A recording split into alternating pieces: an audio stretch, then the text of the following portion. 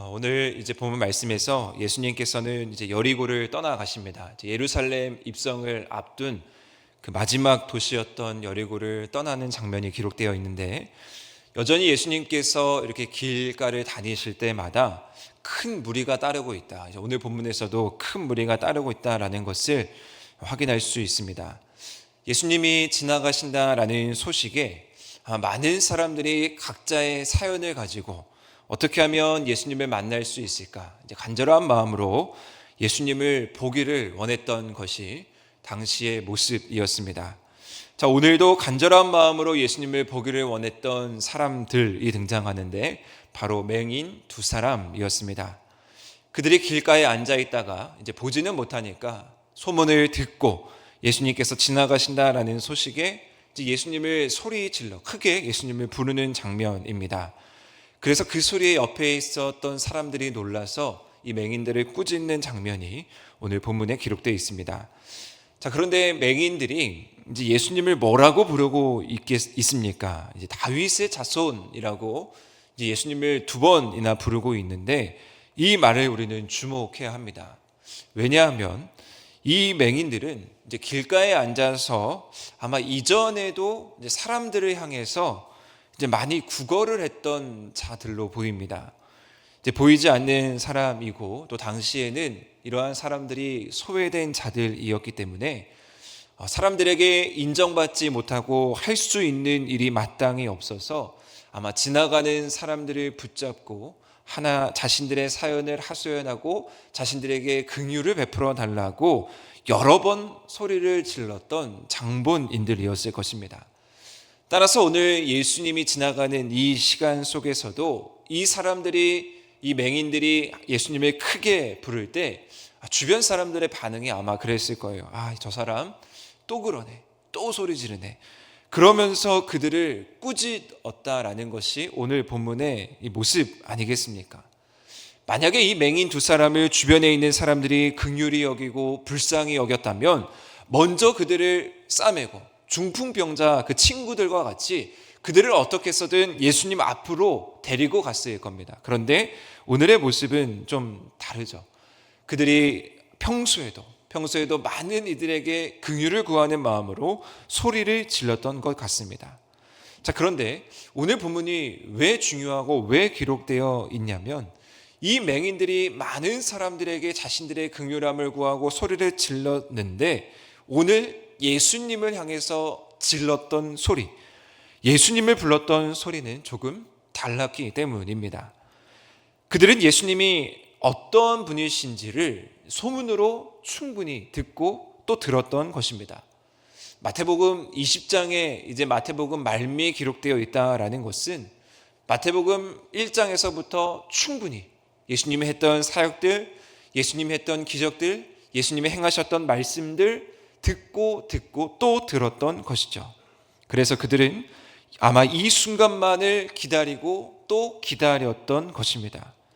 분명히 예루살렘에 들어가신다라는 소식을 들었고, 그리고 예루살렘에 들어가시기 위해서 반드시 지나가셔야 했던 도시가 여리고였기 때문에 그들은 이곳에 자리를 잡고 예수님이 지나가기만을 기다렸고, 그리고 그들이 불렀던 예수님의 이름은 바로 다윗의 자손이었습니다. 이 다윗의 자손이라는 이 칭호가 왜 중요하냐면, 예수님께서 특별히 이 마태복음이 기록하고 있는 이 마태의 관점에서 예수님의 치유의 사건이 있을 때마다 그들이 공통적으로 외쳤던 예수님의 칭호가 무엇이었냐면요, 다윗의 자손이었습니다. 앞서 마태복음 9장에서도 맹인들이 한번 그때도 등장을 하는데, 그 맹인들이 치유할 때에 그들도 다윗의 자손이라고 예수님을 부릅니다. 그리고 12장에서 귀신 들려서 눈이 멀고 말 못하는 자들도 고침을 받을 때 그들이 예수님을 뭐라고 고백했냐면요, 다윗의 자손이라고 고백했습니다. 그리고 15장에 수로보닉의 여인의 딸이 등장하는데, 거기서도 다윗의 자손이여 나를 불쌍히 여기소서라고 고백했습니다. 즉 다윗의 자손이라고 고백했을 때 치유함이 나타났고 하나님의 능력이 그 가운데 나타났다라는 것을 이 맹인들도 분명히 알았던 것입니다. 자, 그래서 맹인들은 다윗의 자손이여 나에게 치유함을 주십시오라는 고백을 하고 있는 것입니다. 자, 그리고 오늘 이 맹인의 고백이 더 은혜가 되는 이유가 있습니다. 다윗의 자손이라고 외쳤던 이들의 외침이 더 은혜가 되는 이유가 있는데, 마태는 의도적으로 오늘 이 맹인 치유 사건을 오늘 본문 29절에서부터 기록하고 있는 것으로 보입니다. 어제 본문이었던 20절 말씀부터 어떤 말씀이 기록되어 있었습니까? 세베대의 아들 어머니가 자신들의 아들들, 즉 예수님의 제자들이죠, 그들이 주의 나라에서는 하나는 우편에 하나는 좌편에 앉기를 말한다라는 말씀이 어제 본문에 있지 않았습니까? 예수님 곁에서 예수님을 눈으로 보고 따랐던 자들이 지금 어떠한 일을 행했냐면요, 높은 자리를 요구하고 있었던 장면입니다. 눈으로 보고 예수님을 바라보고 지금까지 예수님을 따라왔지만 그들의 영적인 눈이 멀은 장면을 기록하고 있습니다. 예수님이 어떤 분인지를 더 깊이 깨달아야 하는데, 예수님께서 3번이나 순한 예고를 하면서 그들이 따름이 무엇인지를 진정으로 알려줬던 자들인데, 그들은 육적인 눈이 밝아져서 눈에 보이는 것들이 너무나 많기 때문에 예수님과 다른 생각을 하며 지금까지 걸어온 것입니다. 자, 그런데 그 뒤에 등장하는 오늘 이 맹인은 어떻습니까? 눈이 가려졌습니다. 자, 그러나 그들이 뜨고 있는 눈은 무엇이냐면 영적인 눈은 뜨여 있었던 것이죠. 예수님이 어떠한 분이신지 세상을 바라볼 겨를이 없었던 것이 이 맹인의 모습입니다. 그들의 관심은 오직 예수님이 어떠한 분인지 전적으로 주님의 능력만을 바라본 것이죠.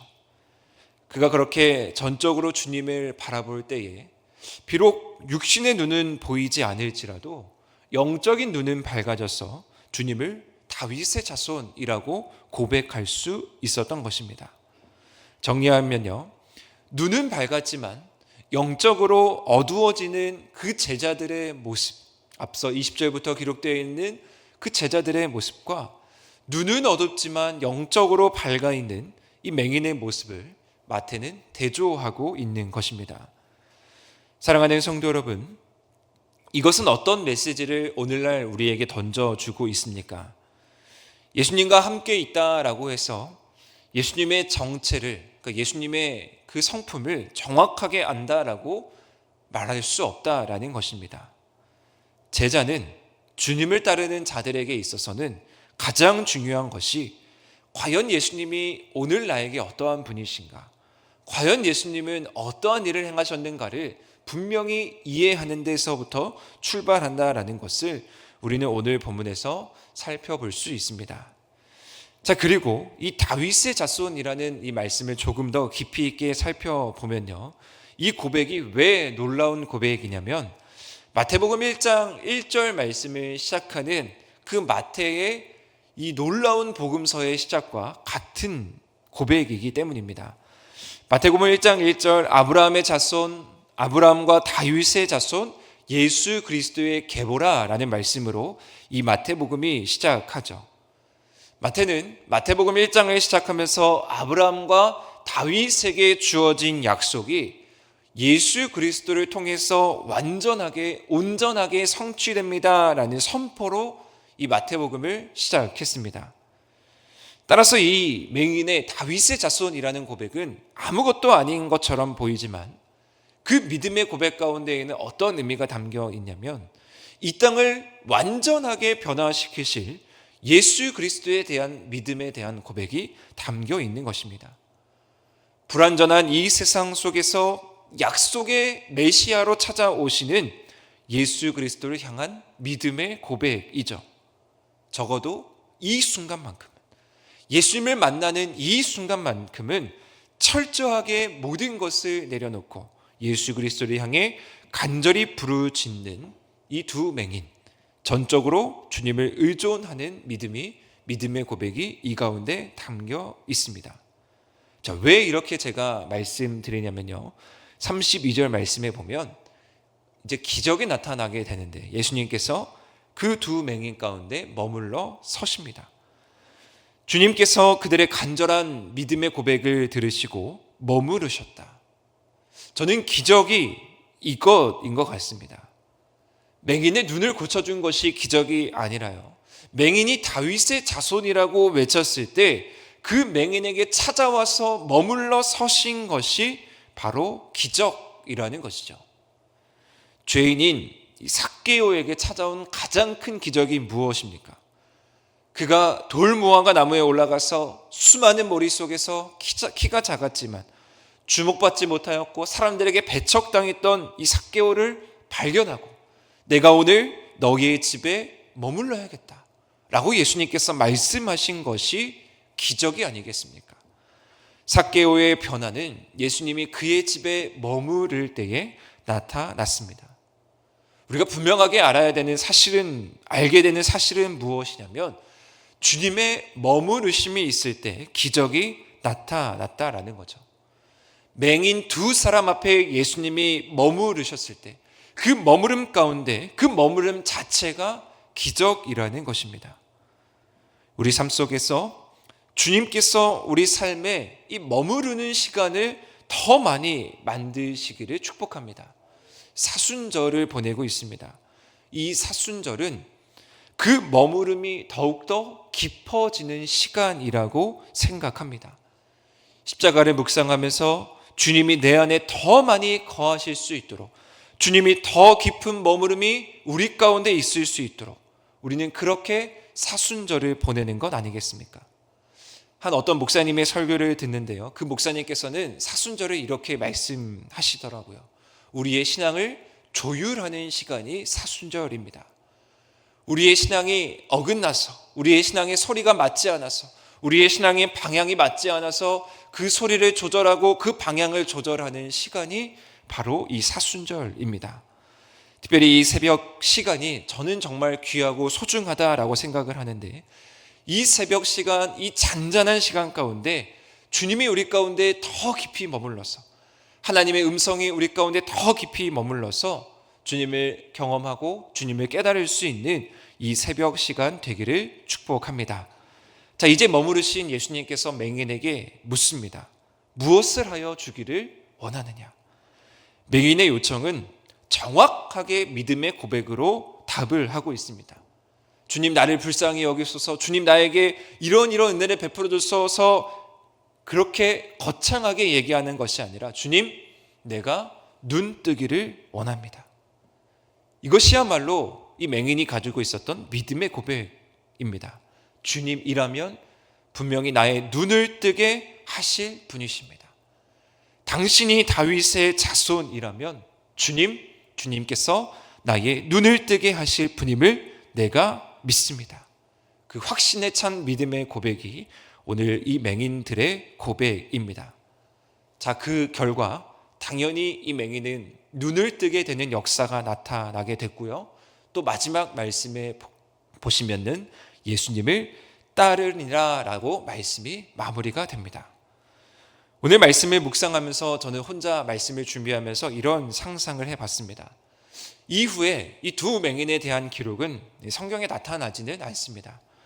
자, 그러나 상상을 하게 되면요, 어쩌면 이 눈을 뜨게 된 이 두 맹인은 십자가를 지신 예수님, 골고다 언덕을 오르신 예수님을 끝까지 바라보고 끝까지 그 자리를 지키지 않았을까라는 상상을 했습니다. 제자들은 배반하고 떠나갔지만 제자들은 자신들의 이익을 찾으면서 그 자리를 떠날 수밖에 없었지만 오늘 이 기적의 주인공인 이제 눈을 뜬 두 맹인은 어쩌면 끝까지 예수님과 함께 십자가를 지키면서 그 자리를 지키지 않았을까라는 믿음의 상상을 하게 됩니다. 자, 어떤 말씀을 제가 드리고 싶은 것이냐면요, 우리의 인생 속에서 이러한 예수님의 만지심이 있다면, 우리의 인생 속에서 이러한 예수님의 머무르심이 있다면 우리는 예수님을 떠날 수 없다라는 것을 말씀드리고 싶습니다. 아마 이 자리에 계신 우리 성도님들께서는 이러한 경험이 다 있는 줄 압니다. 그렇기 때문에 우리는 주님 앞에 머무를 수밖에 없고 우리는 주님 앞에 그 주님을 따를 수밖에 없는 것이죠. 특별히 우리가 더 간절히 기도하는 것은 이러한 머무름, 이러한 기적이 우리 하늘의교회 모든 성도님들에게 나타나기를 기도해 주시고, 특별히 우리의 사랑하는 자녀들에게 나타나 주기를 기도하는 이 새벽 시간 됐으면 좋겠습니다.